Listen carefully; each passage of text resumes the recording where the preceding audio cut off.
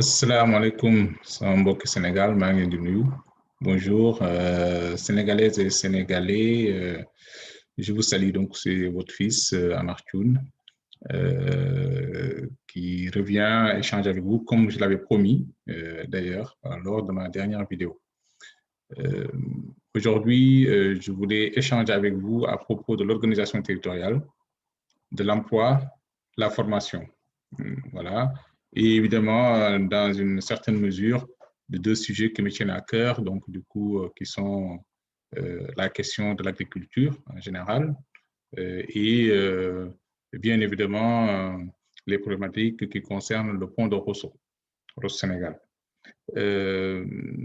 Donc, comme ni ma ko waxee noonu voilà donc dama dellu si waat di waxtaan ak yéen comme ni ma ko waxee woon sama beneen vidéo bi. Donc tey bëgg naa wax rek ci yéen ci affaire liggéey surtout que moom temps yi moom moo nekk actualité foofu Sénégal ci nu ñu war a organiser suñu réew suñu territoire yi et puis surtout ni nga xam ni noonu la ñu war a mën a en tout cas yar suñu doom yi ni leen war a jàngalee tàggat leen ba nga xam ni lépp loo xam ne liggéey la ci Sénégal war nañ ci mën a jot loolu laa bëgg a wax ak yéen tey. La première des choses, donc, du coup, par rapport à l'organisation territoriale, il me semble, c'est important de rappeler que le président Macky Sall avait fait des avancées notoires, notamment dans sa vision territoriale, quand il a décidé à l'époque, effectivement, de lancer les pôles territoires et de supprimer les régions. Malheureusement, cette réforme, aujourd'hui, elle est en stand-by, on n'est pas allé jusqu'au bout. Je ne sais pas encore pour quelle raison, mais en tout cas, c'est dommage. C'est important, cette vision qu'on aurait pu avoir à l'échelle du territoire aurait permis, en tout cas, de pouvoir remobiliser les services déconcentrés de l'État, les bras techniques, pour pouvoir justement répondre aux enjeux. Parce que là, dans la logique actuelle, de l'actualité actuelle, donc du coup, on nous dit qu'il y a des agences départementales pour l'emploi qui vont être créées, qui réunissent des agences nationales. Mais au niveau local, on a des compétences qu'il faudrait mobiliser et qu'il faut peut-être renforcer. Je parle bien notamment des ARD, des agences régionales de développement. Nous avons des personnes très, très compétentes qui sont là, que ce soit en Casamance, l'agence régionale de Ziguinchor fait un excellent travail. À Saint-Louis, c'est pareil. À Kédougou, c'est pareil. Et je ne citerai que cela, mais en général, elles ont besoin d'être renforcées. Et je pense que c'est là où l'État doit apporter des réponses plus structurantes, justement en s'appuyant sur des stratégies locales qui fonctionnent depuis très très longtemps, mais qui malheureusement manquent de moyens, et c'est dommage.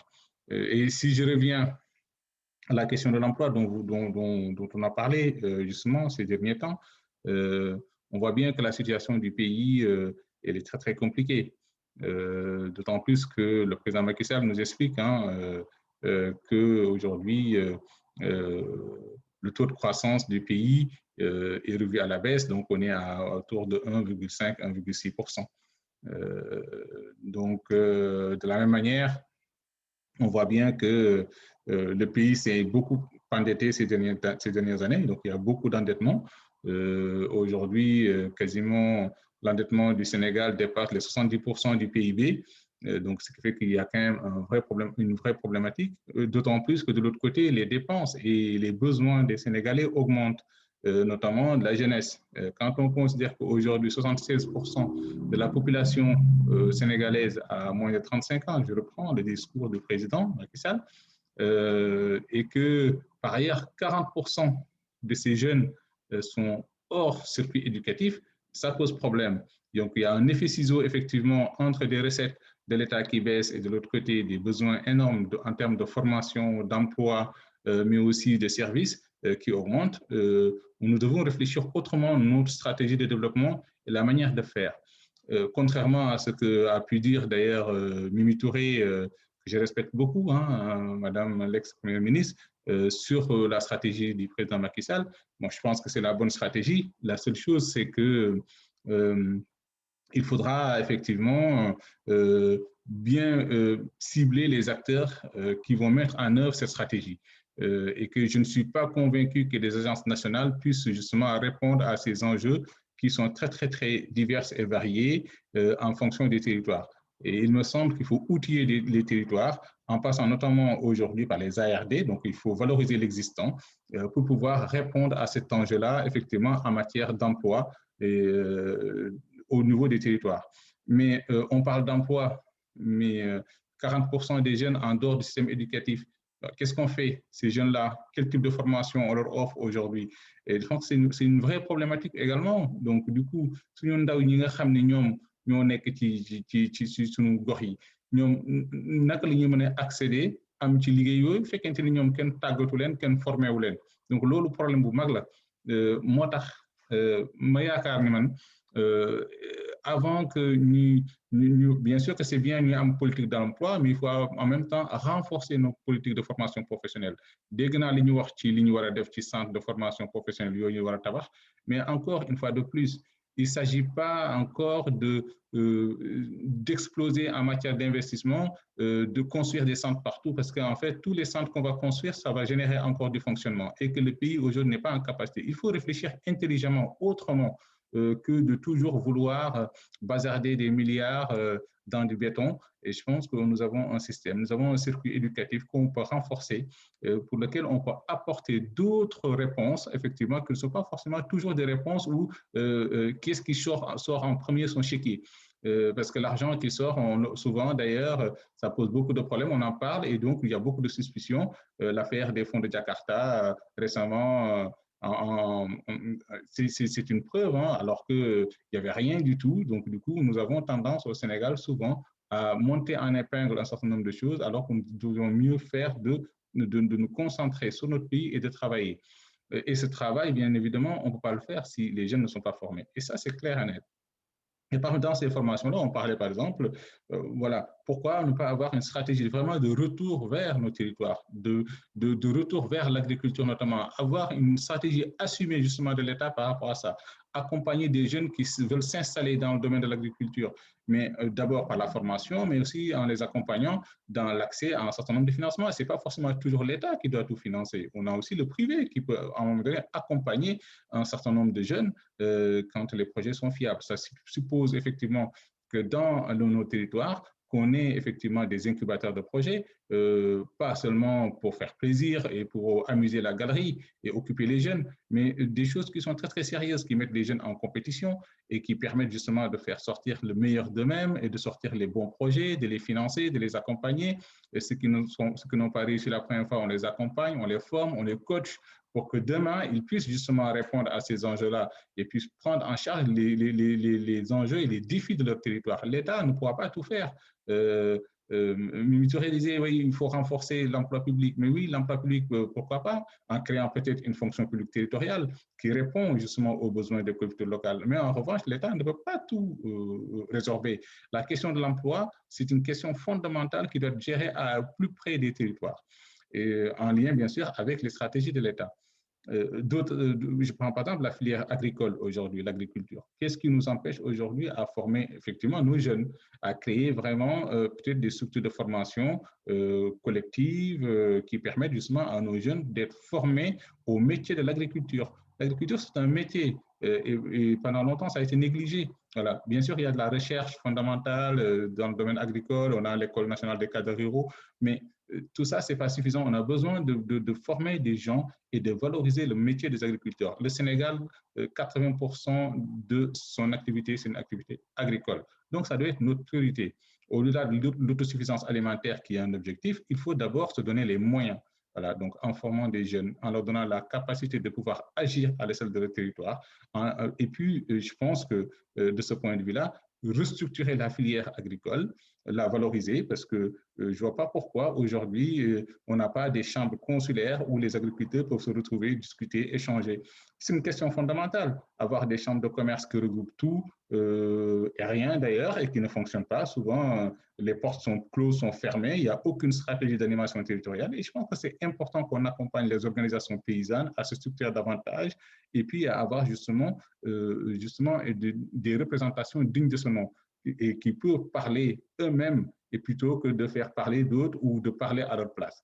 Et je pense que ça, c'est des choses qui sont très, très importantes sur cet aspect-là. Et je voulais vraiment en parler. Mais li ma bëggoon wax mooy que ni ñi nga xam ne ñoom ñoo nekk suñu gox yi di liggéey ci tool yi dañ leen war a jàppale ñu organiser leen davantage parce que ni nga xam ne moom lañu taxawee tey bien sûr am ay organisation paysanne yoo xam ne dañuy taxaw di défendre seen i intérêt yëpp mais loolu doyul dañu war a gën a structurer filière bi gën ko jox ay moyens yoo xam ne dana mën a mënu taxawal boppam waxal boppam beneen bis des mooy que suñu jeunes yi nañ leen jàppale ñi nga xam ne ñoo bëgg a dem def agriculture ñu jàppale leen faciliter accès financement yeeg investissement yi te ñu bàyyi li nga xam ne moom lañ koy def ku nekk voilà suñu mbokk suñu xarit affaire yooyu donc loolu dañ ko war a bàyyi liggéey donc delluwaat suñu suuf yi suñu maam yi lu ñu xamoon mooy dellu ci suuf di liggéey donc ñun dañu war a delluwaat ci suuf yi donc il faut retourner vers nos territoires vers les terres et travailler l'agriculture la pêche la sylviculture tout ça ce sont nos activités traditionnelles et on ne peut pas les abandonner. L'État ne peut pas embaucher tout le monde. Donc encore une fois de plus, il faut se mettre ça dans la tête. On ne peut pas non plus. Je pense que le principal échec d'un système éducatif, c'est de former des jeunes en leur disant que de toute façon, votre objectif, à la fin, c'est d'être des fonctionnaires. Non, tout le monde ne peut pas être fonctionnaire. Donc voilà, l'auto-emploi, c'est quelque chose qui est possible et c'est une réalité. Et de toute manière, majoritairement, les pays qui se développent, ils se développent grâce à l'auto-emploi. Et ça, c'est important de le mettre en avant. Je finirai tout simplement pour dire que c'est important que le travail qu'on fait se fasse dans la transparence, notamment quand il y a des investissements, des accompagnements. Et c'est pour ça que je voulais faire un clin d'œil à Rosso. Là, effectivement, en menant cette réflexion autour des questions d'emploi, et puis en revenant notamment sur les derniers événements, il y a un moment à mon Rosso, manifestation du génie. Bien sûr que c'est dommage qu'il y ait violence à café. Mais li fa nekk Rosso loo xam ne lu doy waar la te loolu dañ ko war a wax bu mu leer parce que à Rosso aujourd'hui boo xoolee bu mu ko xaymaa même mën naa yokk sax nit ñi li ñuy wax lañ fa nekk parce que officiellement ñu ngi wax ay 13 000 habitants ñoo fa nekk mais man du ma demoon sax ni 15 000 habitants tey moo nekk Rosso tey bu ñu ne ko 15 000 habitants bu ñu appliqué ratio yi dinañ xool ni vraiment jeunes yi nga xam ne ñoom ñoo nekk Rosso tey parce que 60% des jeunes de Rosso ont moins de 20 ans waaw ñu kon jeunes yooyu ñoo war a nekk priorité autorité yi et loolu lu am importance la donc il faut pas jeter la pierre aux jeunes il faut les accompagner les aider voilà jàppale leen ñu am liggéey jàppale leen ñu am formation yu baax jàppale leen ndax lépp loo xam ne mën nañ ci bokk ci koom-koom réew mi ñu mën ko bokk mën ko indi et là ça c'est important voilà c'est su may wax Rosso damay wax aussi Mbagam parce que je dirais maintenant le quartier en Mbagam parce que ça fait partie de la commune de Rosso aussi sera impacté par un certain nombre de problématiques qui vont venir très rapidement notamment concernant le pont voilà. D'ailleurs, majoritairement, même s'il y a des gens de Rosso qui sont impactés par l'emprise foncière du pont, majoritairement, c'est des gens de Mbagam qui sont impactés. Aujourd'hui, il y a plus de 400 millions qui sont prévus en termes d'indemnisation concernant le pont. Sur cette indemnisation-là, malheureusement, il y a beaucoup de gens qui avaient du foncier agricole qui est bloqué depuis des années et qui ne peuvent pas y accéder et qui ne sont pas indemnisés. Ils ne voient pas la couleur de cet argent-là. Donc, du coup, tout ça, ça pose des problèmes. Donc, du coup, la gestion au plus près des populations, mais d'ailleurs, ça aurait pu être évité. Si on avait des conférences territoriales où les élus sont représentés de manière légitime, voilà, et que pas seulement une administration qui vient distiller sa parole, mais que les élus prennent aussi leur responsabilité et qu'on leur donne la possibilité de parler de manière légitime, ça c'est hyper important. Parce que à l'échelle des territoires, c'est normalement c'est ceux qui sont élus qui peuvent aussi, à un moment donné, être plus au fait des problématiques des populations qui viennent les voir tous les jours. Donc, il faut leur donner cette légitimité-là et les accompagner. Loolu moom mooy dëgg parce que su fekkente ni yow da nga am ay ñoo xam ne dañ leen jiital ba pare nit ki doo ko may bopp dagg làmminam parce que comme je dirais en français, hein, on ne peut pas donner une tête et enlever la langue, ça ne sert à rien. Donc, du coup, quand on met des élites devant, ou quand on désigne des élus, il faut les respecter, il faut leur donner aussi des cadres qui puissent justement mettre en œuvre l'ensemble de leurs compétences et de leurs capacités.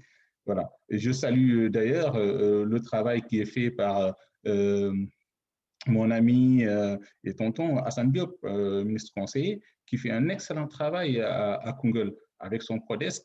C'est voilà un travail d'élu de terrain, un excellent travail qu'il fait, qui n'attend pas effectivement que les uns les autres viennent lui dire des choses, et ainsi de suite. C'est lui, il est à l'initiative, il impulse des dynamiques. Aujourd'hui, avec son Prodesc, c'est un excellent outil justement de développement des territoires. Maintenant, il reste, la balle est dans le camp de l'État. Moi, je le dis, il ne s'agit pas seulement quand il demande à l'État de venir autour de lui que les gens viennent. La balle est dans le camp de l'État et des partenaires techniques et financiers.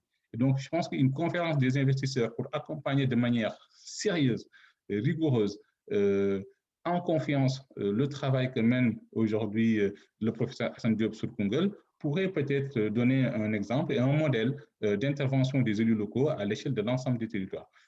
Voilà un peu. Bon, je ne vais pas être très long pour aujourd'hui. Je reviendrai la prochaine fois justement sur notamment cette notion de pôle territoire et de l'organisation territoriale, de l'animation qu'on doit avoir de ce point de vue-là. Et je pense que là, c'est une excellente idée du président Macky Sall qui malheureusement n'est pas allé jusqu'au bout et peut-être qu'il faut creuser.